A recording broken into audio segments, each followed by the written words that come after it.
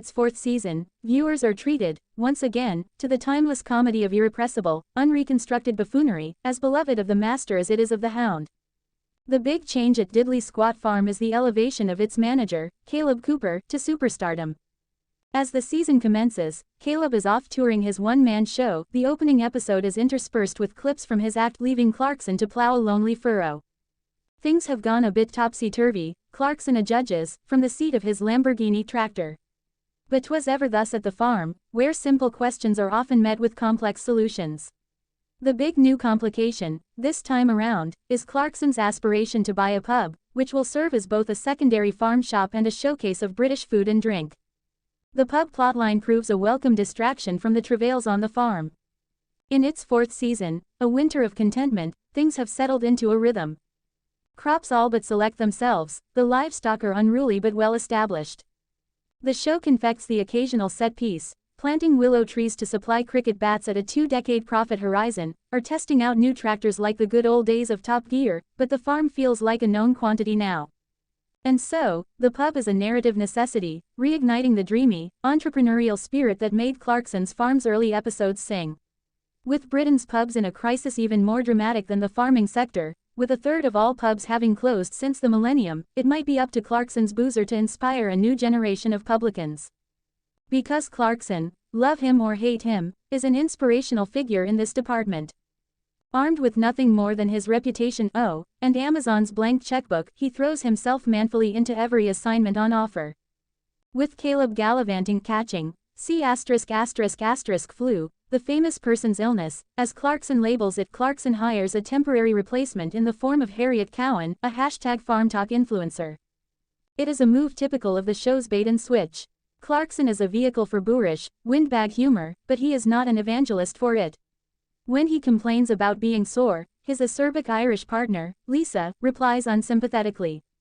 "That happens every time we have a period," she tells him. "And we cope with it." He is, by his own admission, a hapless wit, but one who oscillates between vilifying the councils, planning police, and advocating better provision for mental health. In short, the show is much more tolerable to the liberal mindset than many would expect. Clarkson has proven himself an important champion for rural affairs, at a time when the industry is challenged. He might be unpopular in the corridors of DEFRA, but many farmers see him as an improbable figurehead of a sector embattled on all fronts, by Brexit and climate change and immigration and the economy. All the same, these are points that he has been making since the first series aired, and, with this fourth installment, the show does feel like it is running out of rallying cries. Kaleb is not just a star now, but a millionaire. Strictly Shirley beckons, and the Diddley Squat Farm shop a popular tourist pit stop. The show's central question, can a know-nothing TV celeb build a successful farm business, feels like a fait accompli. But the fact remains that Clarksons Farm is, perhaps, the best executed example of the constructed reality genre, narratively nimble and crafted with the same artisanal affection that goes into a jar of bee juice honey. Like crop yields after a wet winter, it might be suffering from diminishing returns, but there's still some gentle British wit to be harvested, too. Clarksons Farm star Kaleb Cooper slammed with scathing statement, "Educate yourself." Exclusive. Prime Video star Kaleb Cooper has been sent a controversial gift from animal charity PETA. Clarksons Farm star Kaleb Cooper has been slammed by animal rights charity PETA, which sent him a harrowing gift for his contributions to the farming industry. Jeremy Clarkson's right-hand man is set to speak to children about his daily life as a farmer at the upcoming Royal Bath and West show on May 29.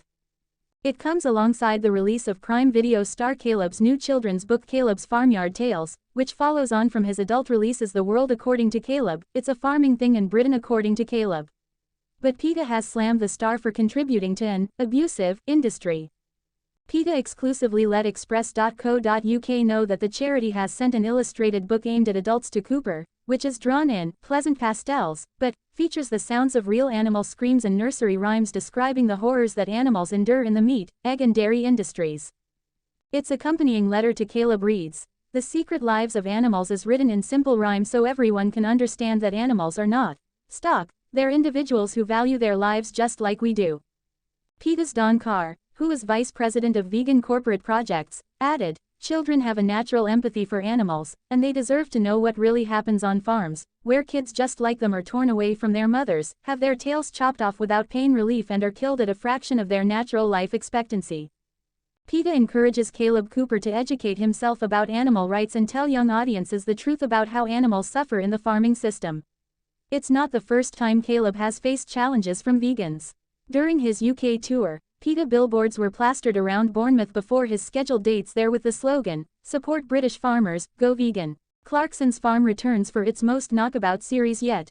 The cameras return to Top Gear star Jeremy Clarkson's Diddley Squat Farm for another series on Amazon's Prime Video.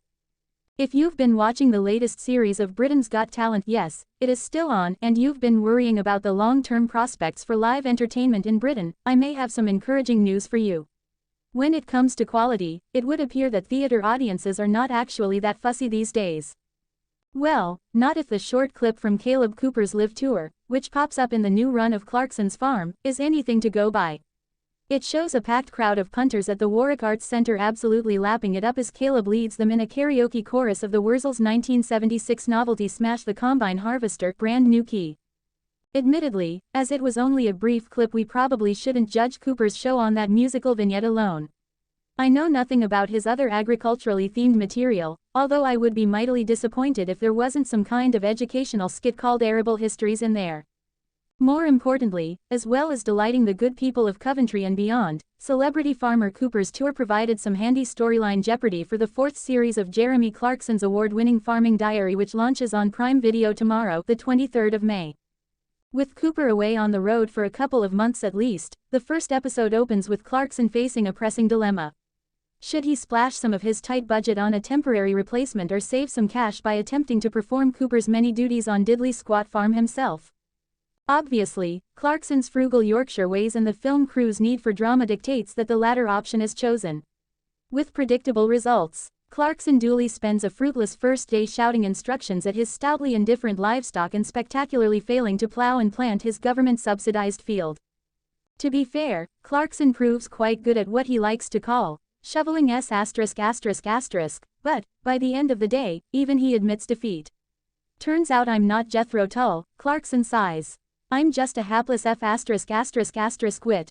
With that, he instructs his long-suffering farm manager Charlie Ireland to go and find somebody to give me a hand.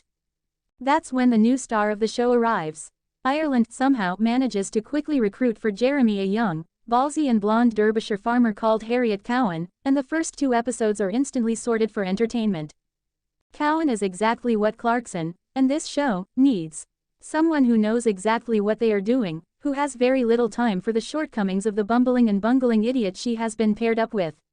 Of course, this being reality TV, most viewers will need to take a giant leap of faith to believe that this is an entirely serendipitous meeting of minds. That blow is soon softened by the fact that Cowan is a TV natural who possesses excellent comic timing and a BS radar that can detect a waft from a country mile away. That she has Clarkson's measure is clear from their very first conversation. "You've seen Clarkson's Farm," is his opening gambit, and it feels like more of a statement than a question. "I've seen the funny moments on YouTube," is her rather unconvincing and ambiguous answer.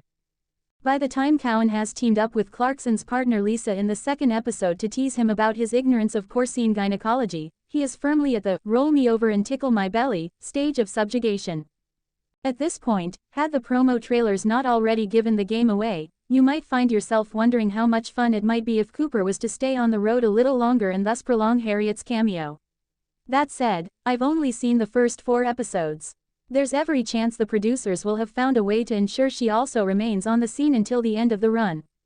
Knowing Clarkson, I wouldn't be surprised if he ended up offering her a front-of-house role in his latest money-making scheme.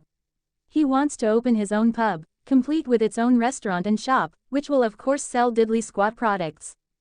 This will not be a surprise to keen Clarkson watchers, obviously.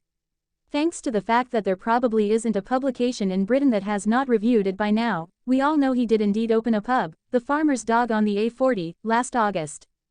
Luckily, there is enough entertaining content in Clarkson and partner Lisa Hogan's search for a suitable property to make up for the feeling that we're watching old news unfold.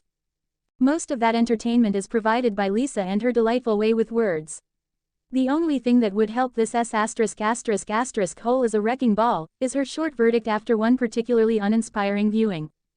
Even when they finally find the one that they want, she's not exactly doing cartwheels in the beer garden. I like it, Jeremy. Don't it up.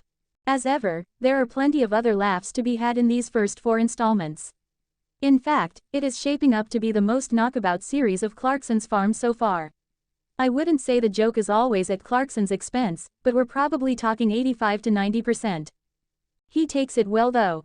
Partly, I suspect, because he has a good sense of humor, but mainly because he knows it's what the viewers want to see.